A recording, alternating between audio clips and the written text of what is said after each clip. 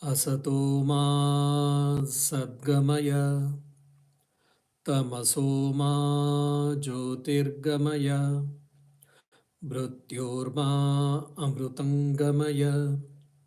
Om Shanti Shanti Shanti. O God, please lead me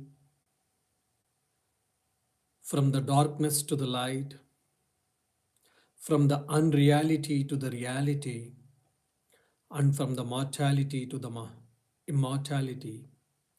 Om Peace, Peace, Peace. Dear blessed aspirants, we are discussing about Tattva Bodha, which is the preliminary textbook on Advaita Vedanta, the non-dualistic philosophy. The most possible rational philosophy in the world, even if we say it is not an exaggeration. It is much nearer to the truth, and it is most rational and also most scientific. When we study the non-dualistic philosophy, the Advaita philosophy, we all understand, yes, it is true.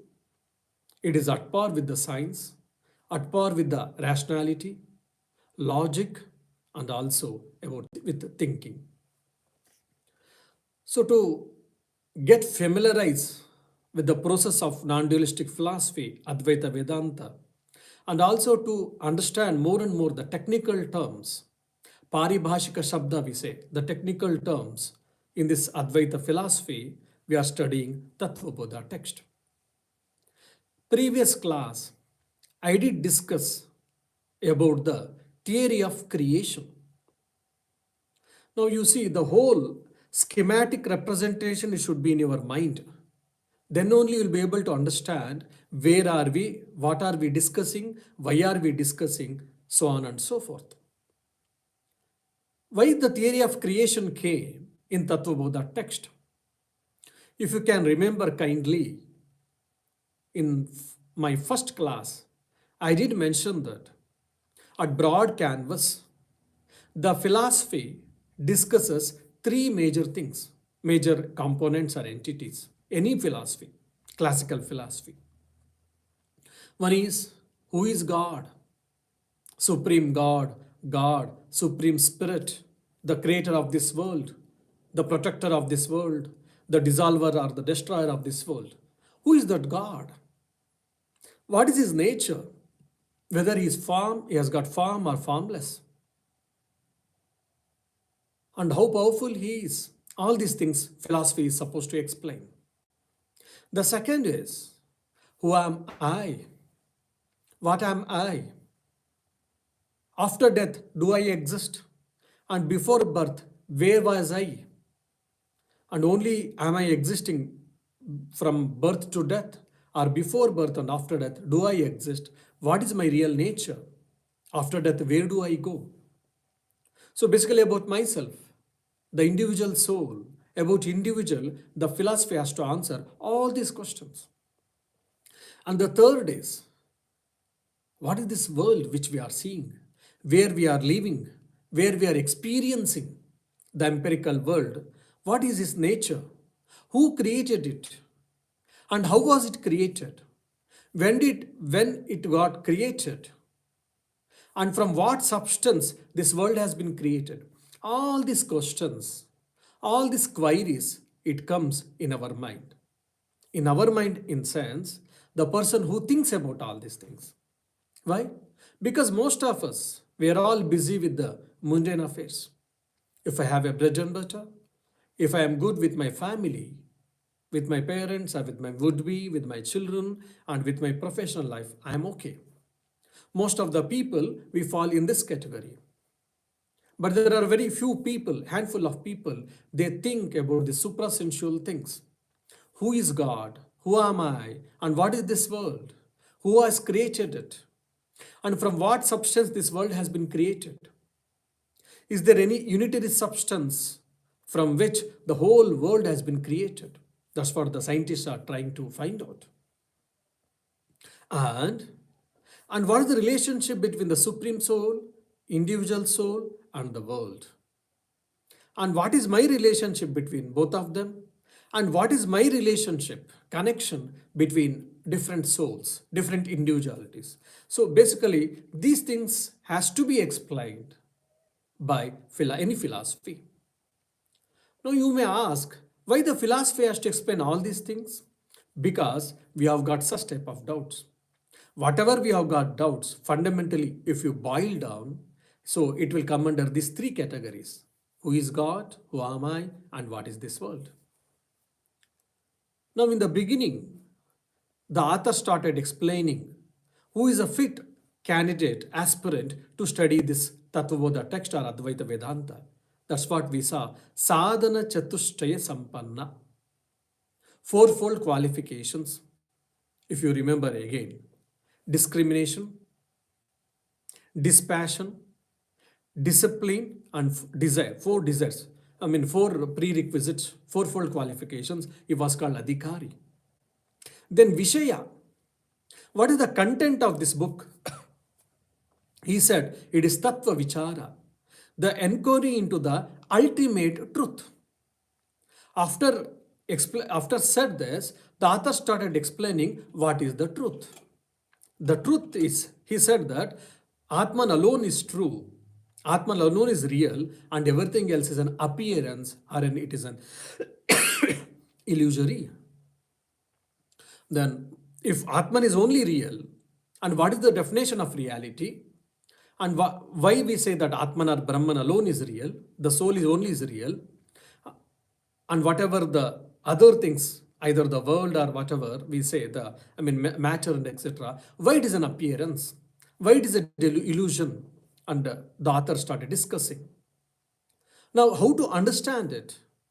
Then author started explaining the anatma part, that the three bodies, the three states of existence, and the five sheaths cover which has got an individual. So the nature of ourselves, what we are thinking that I am body, I am mind, I am intellect, so on and so forth, to remove the ignorance, to remove the misconception, to remove the delusion, to remove our wrong thinking, author started explaining that what I am not. After explaining this, then again he also explained what I am. Sat Chit Ananda. Existence, consciousness, bliss absolute. That is my real nature. Soham, Soham, Soham. Then what is God? Then there is no essential difference between God and also as well as individual. That's what now we'll be going to see. Before that, the author also took one of the very important question, prime question, which haunts every scientist, to the empirical scientist, as well as every human being who is a great thinker. What is this world is all about? And from which substance this world has been created? The planets, galaxies, planets, asteroids, comets, stars, so many things are there. All these things is there any one substance from which everything has been created? That is the secret. That is the truth, source of truth. So science is trying to find out. It is trying to find out. Whereas our philosophers was able to find out. I also discussed there are different theories from different philosophies. 9 systems of philosophy which is pertaining to Indian philosophy. Some said atoms, just like today modern science say, and some said Nyaya and Vaisheshika, they said that atoms, and the Sankhya and Yoga said it is of Prakriti, nature, and nature has 3 qualities, they said. And the Purva Mimamsa, they said that is always existing. There was no time where there was no creation at all. The creation was eternal. And the Vedantins, the either dualist or qualified Manoish or the non-dualist, all the 3, they had their own theories that God created the world, like any Semitic religions, like Islam and Christianity, they say God created the world. Even the dualists also accept that God created the world. And the qualified Manoish, Vishishta Advaitins, They said that the world as well as me, the spirit, individual spirit, we both are part and parcel of the God. Amsha and Amshi Bhava, they say. So we are the part and parcel of the God. God has created it, no doubt. How? We are the part and parcel of creation. I mean, we are part of God and creation is also part of God. Whereas the Advaita Vedanta philosophy, the non-dualistic philosophy took a different step that we don't believe in creation because the theory of creation is against science, rationality even, law of conservation of energy. The energy neither be created nor destroyed. The sum total of energy is always constant. So similarly, it is very near to science. That's why I told you. So they say that we never accept the theory of creation. It is childish in nature. We accept the theory of projection. The Brahman has been projected. The Brahman is an appearing as the world with the help of Maya. But again, it is a very abstract concept. Brahman is appearing with the help of Maya. The Brahman is appearing as a world. How to understand? Because it's very subtle. That's why, again, I am revising all these things. Then, what is Maya? Maya is nothing but the power of Brahman. The both are. We cannot differentiate it. We cannot separate it. Just like fire and its power burning. And but still, after having said this, people will start asking how this Brahman is appearing as with the help of Maya. Fine, it is appearing as the world you were saying, and we are experiencing the world very tangibly because we are drinking water, we are enjoying the ice cream, we are enjoying the cold, we are enjoying the heat, sunrays. We are enjoying the ocean, we are enjoying the world and its objects. How can you say it is just a projection? I'm not able to understand this. Then the people may feel that, then people may have questions. So they said that, okay, the Maya, the power of Brahman, the Maya has got three qualities. The nature is Sattva, Rajas and Tamas. The Sattva can be understood as equilibrium. Rajas can be understood as an activity, which is reason for activity. And Tamas can be understood as which is an act, which is a cause or source for inertia. So these three things the Maya has got these three qualities, these three things, Sattva and Rajas and Tamas. From the Sattvic aspect from the Maya, then we get Tanmatras, subtle elements. From the Sattvic aspect of Tanmatras, the subtle elements, 5 sense organs of knowledge has emerged, and the subtle aspect of all the 5 elements put together, Antakarna, mind, intellect, memory, and ahankara, that is individualness, I am the doer. All these things have come. That's what they started explaining. And from Rajasic portion of these 5 subtle elements, we have got 5 sense organs, motor organs, karmendriyas. And again, from the collective portion of this Rajasic portion of the subtle elements, then Panchapranas came. Whereas then what about the 5 sense organs of action? Are they not collective? No. From subtle element, one thing it came. For an example, from the Rajasic portion of Akasha, that is space, ear, Shrotrendriya, the organ of hearing, that is ear evolved. From the Vayu, that is the Rajasic portion of the wind, the skin, Tvagendriya, the skin has come or evolved. Then from the Agni, from the fire, the Rajasic portion of the fire, the eyes have come. And from the Jalam, the water, the Rajasic portion of the water, the tongue has come. Sorry, I'm telling from the Sattvic point. From the Sattvic portion of Prithvi, the earth, the smell, nose, 5 sense organs of knowledge have come. So similarly, 5 sense organs of action, that is karmendriyas, also have come from the Rajasic portion of these 5 things. Individually, Akasha, Vayu, Agni, Jala, Prithvi, one has come. So similarly, the collective portion of the Rajasic portion of these 5 elements has come from Panchapranas, and the Sattvic aspect of collective Sattvic portion of this 5 elements, subtle elements, we have got this Antakarna, I have told. Then tamasic portion of this subtle elements, this gross elements we say, whatever we say, space, wind, we all feel, oh, today is windy. And of course, in Dublin, we are all, yesterday and today, we're all feeling that it is very windy, isn't it? Why? How it came? Because of this subtle air. We are feeling that air. That's what I mean, grass air. So that grass air has come, the tamasic portion of these five subtle elements. Then fire. We all experience the fire. That's what fire I mean. Again, water. If you go to Leafy River, so beautifully we see, and we go to ocean, Atlantic Ocean, we see that water, it has come from where? They say it has come from the tamasic portion of the Jalam, water, and from the Prithvi, the earth, whatever we are saying, mountain, volcano, all these things, earth, soil, rocks, etc. All these things came from the tamasic portion of the subtle elements. That means how this world is created, how these 14 worlds have been created, has been told beautifully, very rationally from the Advaita philosophy, the non-dualistic philosophy, that from Maya we have got three qualities, Sattva, Rajas and Tamas. From the tamasic portion of these five subtle elements, Tanmatras, these five gross elements have come, and that is a mixture of these five elements are nothing but this world and worldly objects.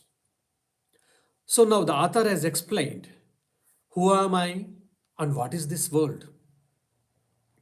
Now, before going to explain what is the nature of Ishvara, what is the nature of the Supreme Soul, what is the nature of God, I would like to make a very important, I would like to bring you to important notice that our subtle body, if you remember my previous classes, my subtle body consists of five sense organs of knowledge, five sense organs of action, five pranas, and then two, manas and buddhi, they are told. Chitta and ahankara, they are not in, the Tattva Bodha author had not included, now he has included. Then if you say 19 items, our subtle body, any individual subtle body consists of these 19 bodies. And causal body nothing but the ignorance. And this is the cause for our rebirth. That's what we had studied. Now the subtle body, it has come from where? If you see, the subtle bodies have come from the sattvic aspect of the tanmatras, subtle elements, five subtle elements, and the rajasic aspect of the tanmatras, five subtle elements. And where this world has come from? The external world and world objects, if you see, the world has nothing but it has come from the tamasic aspect of the same five elements. That is what tanmatras. That means what?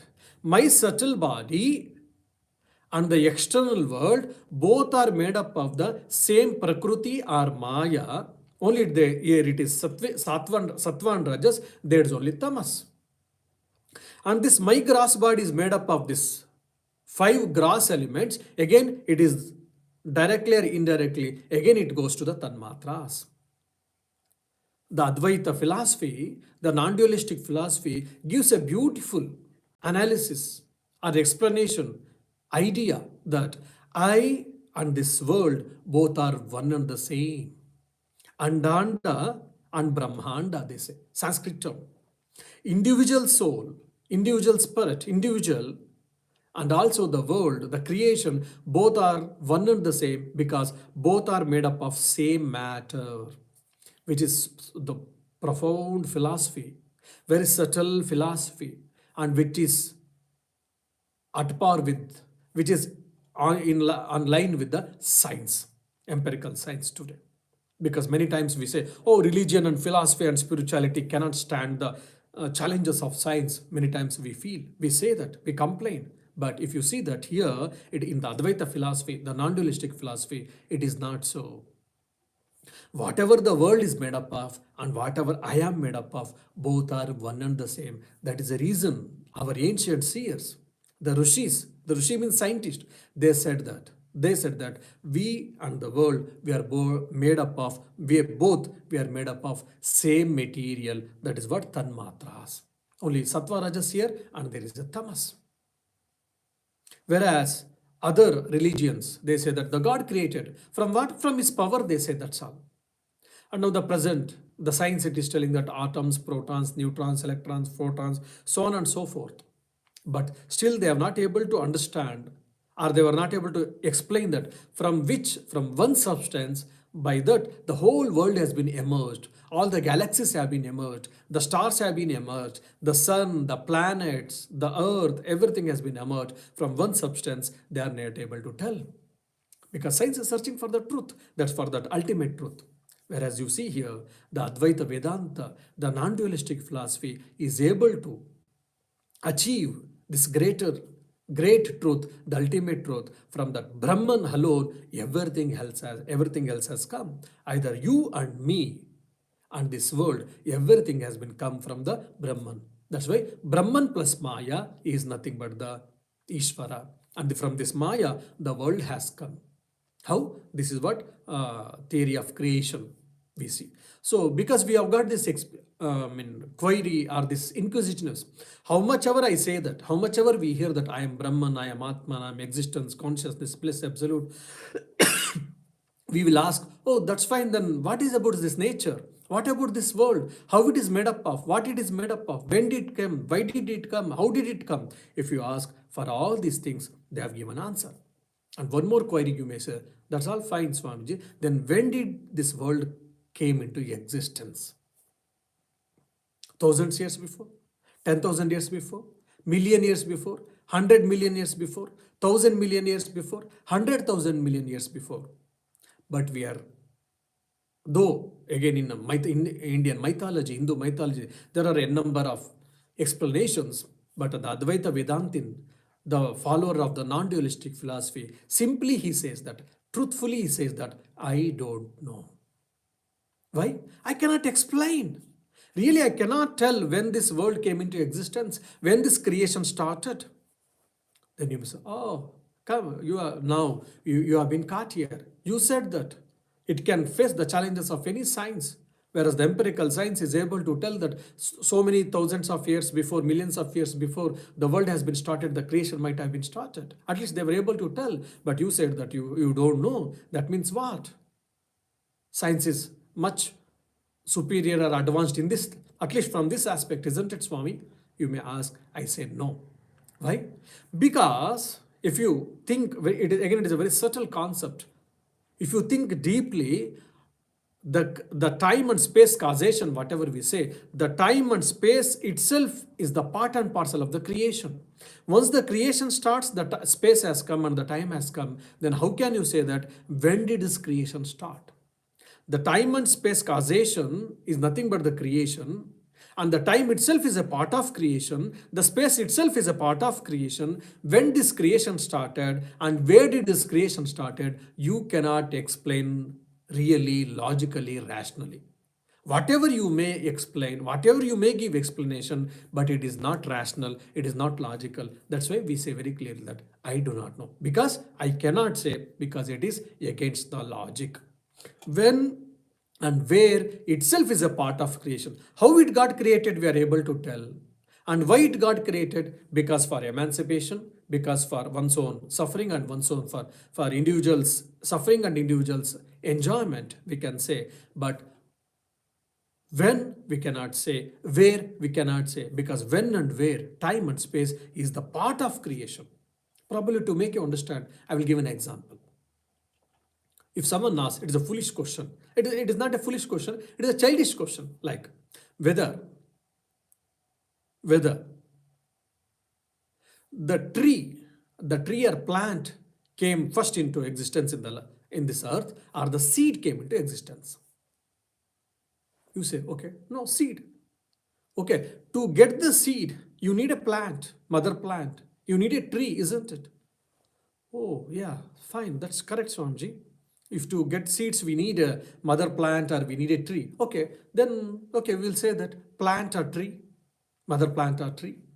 Then I will say, okay, how this mother plant and tree came? We don't know. So neither we can say, first the mother plant or tree came into existence, or we cannot say the seed came into existence. Because both are dependent. Either if you say seed, then how did the seed come from where? It came from plant, mother plant or tree. Okay, that plant, that tree came from where? Earlier plant, it's mother plant tree. And if you ask, it goes on, infinitum, there will be no end to it. Then we have to say, we don't know. We cannot say really whether the plant came first or the seed came first. Whether the cock came first or a cock or hen came first or the, egg came first into existence. Really, we do not know. So similarly, when and where we cannot say. When this creation started, where this creation started, definitely we cannot say because it is against the logic. When and where itself, the time and space causation itself is a part of creation. But how did this start? We can tell and we are able to explain. That's what from Maya Akashad Vayo, Vayo Ragni, Agni Apa, Apa Prithvi. From the Maya, from the space has come. Because now see, space is the substratum, space is the base for everything. So from the space, Vayu, air has come, which is grosser, bit grosser. And from air, fire has come, again, little more grosser. And from fire, water has come, little more grosser. From water, the earth has come, soil and the earth and all other components has come. That means more grosser. From subtle to grosser it is coming. From gross, subtle things never comes. From subtle, the gross things comes. And today, when from energy, the matter has come. When we say that, when our Vedantic philosophy had said that, the science said, no, it is not possible. It is against logic, against rationality, they had said. But today, the modern science, as I told in my previous class, they accept that, yes, the condensed form of energy is nothing but the matter. And matter and energy, afterwards we have gone to level of consciousness, to the level of spirit. From consciousness, energy has come. From energy, the matter has come. That's what we are telling. Now science, the empirical science, today it's empirical science, is at the level of energy. They have to go to the level of consciousness. Now, probably you have understood now what is the theory of creation according to the non-dualistic philosophy. So who am I? We have got the answer from this Tattva Bodha text. Now what is this world? We have got the answer. Now we are supposed to go, who is this God? Who is the creator, sustainer, dissolver, or whether the God has form or without form? What is this nature? And whether he is different from me, or whether we are both of us, we are of same material, same substance, like the world and me. The creation, the created world and this individual being, or the subtle body of this individual being, both are of same material, you said, Swamiji. Then even the Ishvara or the God is also made up of the same material. Then the question may come. So before going to it, I would like to tell one more very unique concept which is given by the Indian philosophy, Vedic philosophy. What is that? For every sense organ, like 19 things we have seen, 10 sense organs and mind, that is again Antakarana 4 and 5 pranas. For all them, there is a presiding deity according to the Advaita Vedanta philosophy. For an example, mind. For mind, we have got Manas, we have got Chandra, the moon god. And even today, if you see, it is more rational. Why? We have to pray for mind. Generally, in India and all, there is a prayers, lot of prayers that to pray for Chandra, mind. Why? So, to the moon, so that let my mind be strong, let me not have so much ups and downs and all. And if you see, even a person who has lost his mental balance, say we are madcaps, we say that, their madness in generally, during the full moon day and no moon day, it increases. And even the waves in the ocean, it gets increased, and the ocean become turbulent towards either no moon day or full moon day. Why? Because gravitational force, it varies in the ocean. And because my mind is also connected with the moon, that's the reason in the no moon day and full moon day, the madness of the many people, madcaps, it gets increased, it gets aggravated. So when our Rishis, our ancient seers, when they said that for the Manas, the Adhisthana Devata, the presiding deity is Chandrama, that is the moon, you may say that it is all superstitious. It is just a belief, or it has maybe a hypothetical argument, if you may say. But today, if you ask or if you think little deeply, definitely yes. And for Buddhi, for intellect, the Brahma, because he is a creator. All our ideas, the whole world is a creation of the ideas, and the ideas come from that intellect, isn't it? The whole civilization is nothing but the creation of our mind or of our ideas, of our thoughts. And for that thought is the Brahma, creator. How scientific and how rational, how beautiful, you see. And Ahankara, that is Rudra. and this ahankara is gone, then I get emancipation. Through is a dissolver. And chitta is Vasudeva. The memory is nothing but the Vasudeva. And similarly, even for every individual sense organs of knowledge and organs of action, that is karmendriyas and jnanendriyas, for that also there is a different presiding deities. For an example, for ear we have got Dig Devata. For skin we have got Vayu Devata, god of wind. Then eyes we have got sun god. Then for tongue, Varuna, that is a god of water. And nose, smell, Ashwini Kumaras. They are twins. They are actually probably they are good doctors according to the Hindu mythology. So they say that these are the 5 different deities. So similarly, we have got 5 deities for the organs of action. For speech, fire god. For hands, Indra, that is the lord of all the gods and goddesses. Small g, I mean. Feet, Vishnu. Then anus, Mrityu, that is the lord of death. And for genitals, Prajapati, who is the god of creation or creator. And if you ask, oh, it is not, is it again mere belief, or how to believe all these things? If you ask, for this we have got a Brodharnika Upanishad comes into picture. In the one, a sage by name Vidgada Shakalya, he asks a question.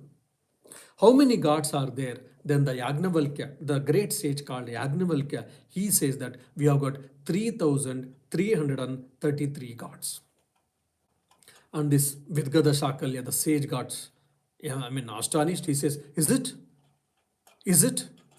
How many gods we have got? How many gods we have got? Then the Yagnavalkya slowly, he reduces, and slowly, finally, he comes and he reduces to the god one. We have got only one god.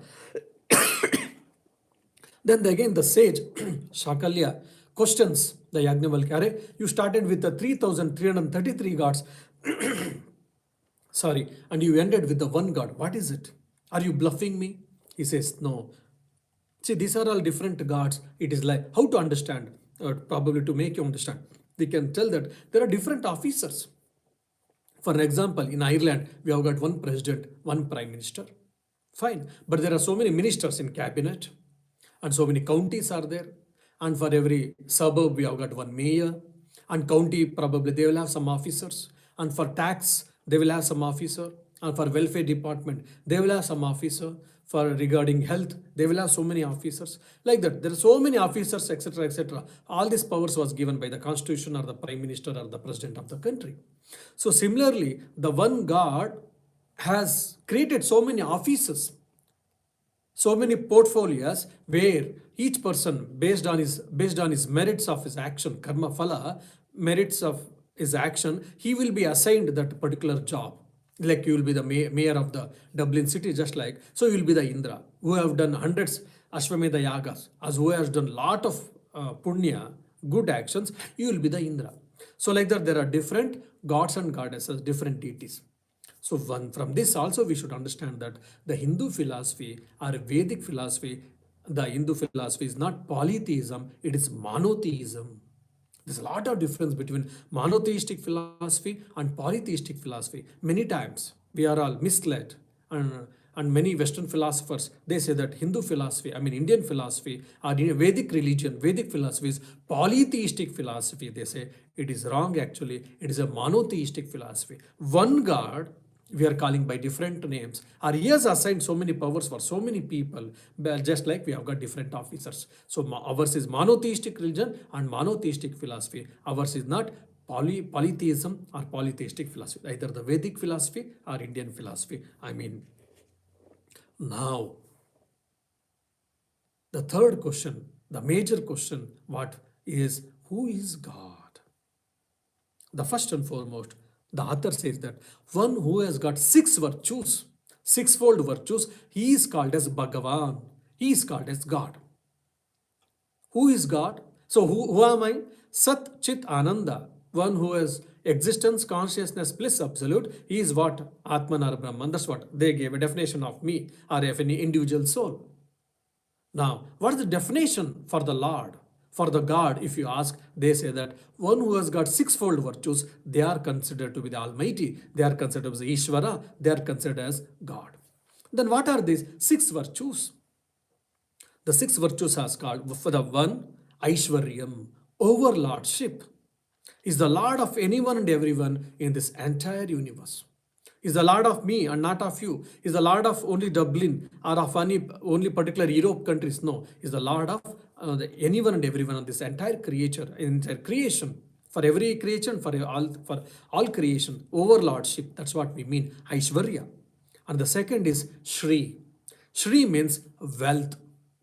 And absolute freedom also we can say. And we can say wealth. And I have got crores of rupees, fine. But he is the substratum, is the source of all the wealth. All types of wealth. It is not only money, all types of wealth. And the third virtue is Gnana, knowledge. I may have a knowledge about Advaita Vedanta, but if you ask, have you got the knowledge about the thermodynamics? I may have to say, I have to say no. Or you got the whatever the modern theories about the space, etc., etc. If you have got any knowledge about all that, if you ask me, I say no. But for the Lord is the omniscient. He is the substratum of knowledge. He is the embodiment of knowledge. There is nothing is there in this world which he doesn't know. So he has got complete knowledge. He is omniscient. Nana. That's the third virtue. The fourth virtue is Vairagya. Vairagya means natural dispassion. I don't like ice cream, so I've got a dispassion towards ice cream. Fine. What about pizza? Oh, I like pizza, so I enjoy pizza. So I don't have a dispassion, natural dispassion for anything and everything. And today I'm not well, so I'm not interested. So that no, I'm not interested in to eat anything. So it is not my natural dispassion towards food because I'm hungry. I'm not hungry. I'm not keeping well, so I don't want to eat. If I am hungry, then I want this, I want that. I will give a big list of the food. So I don't have natural dispassion. Whereas God, He can be in the midst of so many accomplishments and so much wealth and so many things and all, but he's never attached to it because he has got natural dispassion. Svabhavika Vairagya. Then the Yashas, glory. He has got all the glories, all the capacities.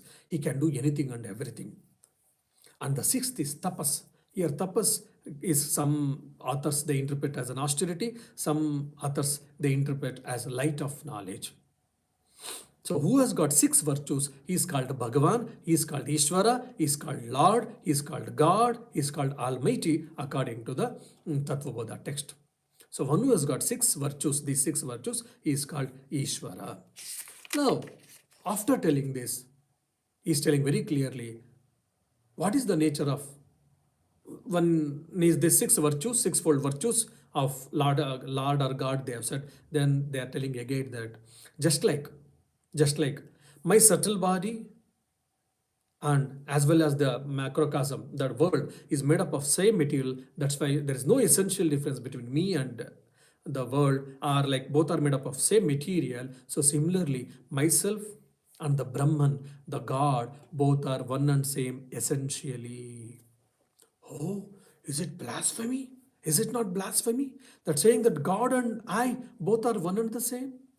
Oh my goodness, no, I will go to hell. Some people say this. But the non-dualistic philosophy, the Advaita Vedanta philosophy, they laugh at it for such type of utterances. They say that no, God and me essentially, potentially, both are one and same. Now, before going to explanation, I will give a small, probably a simple example you will be able to understand. For an example, I have got a water in the leafy river.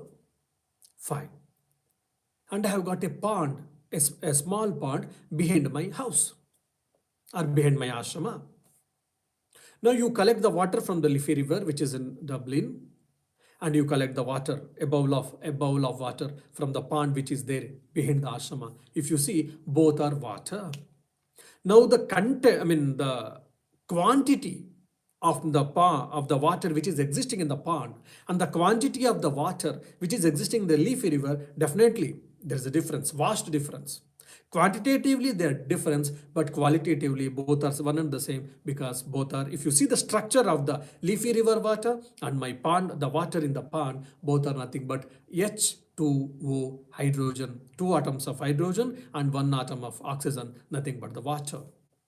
So in this way, if you see the composition of the leafy river water and the water in the pond which is behind my ashrama, both are one and the same. As by nature, as by structure, as by quality, yes. Because of again geographical things, because of land and geography and all, there can be different taste bit comparatively. I don't say no. Even in the color of the water, in the taste of the water, there can be different, but it is not the natural things of the water. If you see its structure, it's a nature water, it is H2O. Either in the pond or in the leafy river, both are one and the same. So like that, the Brahman and the Atman in reality, existence, consciousness, bliss absolute, Sat, Chit, Ananda. That's why essentially either between Brahman and me, there is no difference. Then automatically, the question comes that, then can I create? Because the God is a creator, if someone says that. And God has got Aishwarya, God has got Sri, you said, Swamiji, God has got Nana, God has got Vairagya, God has got Yashas, God has got Tapas. Then do I have got all these things then? I don't think.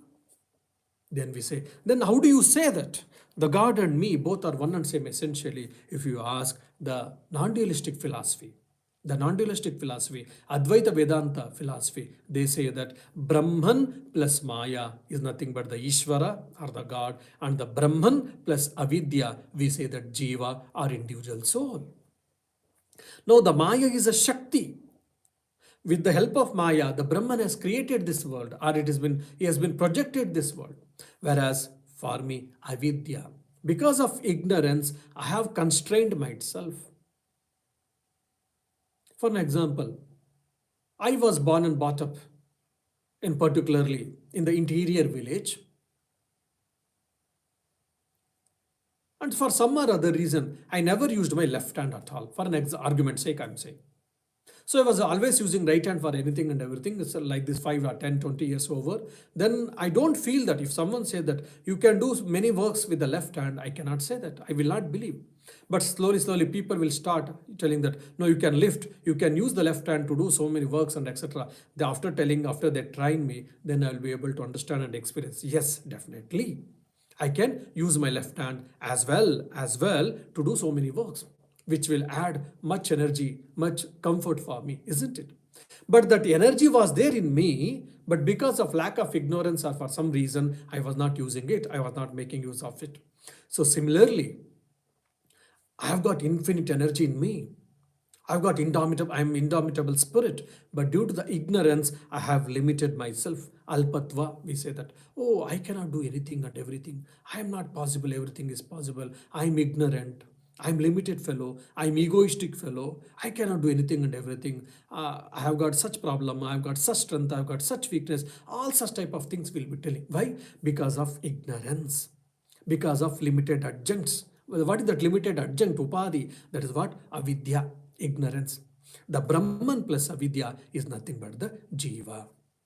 So, who am I has been explained. What the world was explained. Now they are explaining what is this Ishvara. After explaining the Ishvara, the God, they say that you and Ishvara both are one and same essentially. So, what is the God? What is God? Who has got 6 virtues, they say. And what is this Brahman? Brahman and Jiva, both are one and the same. The nature of you, whatever we explained, absolute existence, absolute consciousness, absolute bliss, that is the nature of even the Ishvara or even the Brahman. So after telling this, they start explaining there is no fundamental difference or essential difference between you and the Brahman, and this is the root cause for your suffering. This is the root cause for your bondage. This is the root cause for your bandhana. So the moment you understand and if you remove this ignorance, remove the wrong notion, then you are liberated. You are emancipated. You get emancipation. You get moksha. You get mukti. So that's what the author says, that which identifies with the gross physical body is called Jiva, which is nothing but none other than the image of Brahman. That Jiva itself thinks that Ishvara is by nature different from it. The self with the conditioning of ignorance is called the Jiva. So essentially, individual soul and supreme soul, individual spirit and supreme spirit, both are one and the same, just like water in the pond and water in the river. Now, one more beautiful point we have to understand that I have got three bodies: physical body, subtle body, and causal body, isn't it? Fine. So now they are telling that this physical body is made up of five gross elements: space, earth, water, fire, space, earth, water, fire, and wind. Five gross elements. From this physical body is made up of, and when I die, this physical body I leave it off. Whereas from birth to birth, this subtle body and causal body, both they go. So that means what? So they're explaining directly or indirectly what is death. The death is nothing but the subtle body and causal body are still precisely, the subtle body leaves the physical body. When it leaves, departs from the physical body, that is what I mean death. That's what we mean death. Then doesn't soul travel from one body to another? No, it cannot be. Why? Because the soul is also all pervasive. The Atman is also all pervasive. It is there everywhere. Now, how to understand? You may say, for an example. Now, I've got a mobile here. I'm taking a mobile from here to some other place. For example, now I have got or still I will give a better example. Now, I'm in a rented house. 3 years lease period was there. The lease period is over. Then then the owner said that you cannot stay no more because I have got a new tenant. I want you to leave. Fine. We make one more lease agreement with a new person, some other owner, and we switch over. We move to the new house. Then we carry all our furnitures and all our things, whatever our things was there, we all carry and we put there and we arrange. Fine. When we are carrying all our items, we don't carry the space, because the space, whatever exists here, in the same space exists there also. Whereas now I have got a jar here, the jar doesn't exist there. I've got a refrigerator, the refrigerator doesn't exist there. Because just like Atman is all pervasive, the space is all pervasive, even the Atman is also all pervasive. That's the reason I cannot travel from one place to another. So the death is nothing but the subtle body and causal body leaves from this particular body, means from the physical body, from one particular physical body, and it goes and it enters the other physical body, new physical body of a boy or girl kid. So we all say that, oh, then how the soul goes, how soul travels, etc., etc. We ask such a childish question. So from this ideas, we will get very clearly the death is nothing but the change of traveling from the subtle body from one body to another is nothing but the death. And also, there will be one more question that now whether the sentient things and insentient things, living things and non-living things they have got, whether all of them they have got soul, or the soul exists everywhere. Yes. Now in the rock, there is consciousness, we say yes. Then why the rock is not able to feel that I am so and so? Because there is no reflecting medium, reflecting vehicle, so-called subtle body. Now you ask, plant has got a life? Yes. Has it got conscious? Yes. Why? Because it has got its own subtle body if it has. So whichever being, whichever entity has got a subtle body, it will have its feeling of I. Now, even in the grass body, in the dead body, whether the Atman exists, if you ask, the non-dualistic philosopher, the Advaita Vedantin says that yes. Because when Atman is all pervasive, then how can you say that, okay, Atman exists everywhere, it cannot exist in the dead body. It exists in the dead body also. Then you say that, then how it is dead? Then why it is not perceiving it? Because there is no reflecting medium called subtle body. Subtle body has departed from that physical body. That's why that particular physical body is not able to feel, not able to breathe, not able to talk, etc., etc., etc. So the Atman is all pervasive. When I say that I am Shantivratananda, when I am dead, what happens? The subtle body travels from this physical body, departs from this physical body, and it enters the new physical body. That's what. But as an Atman, as a spirit, as a soul, as a Brahman, I am all pervasive.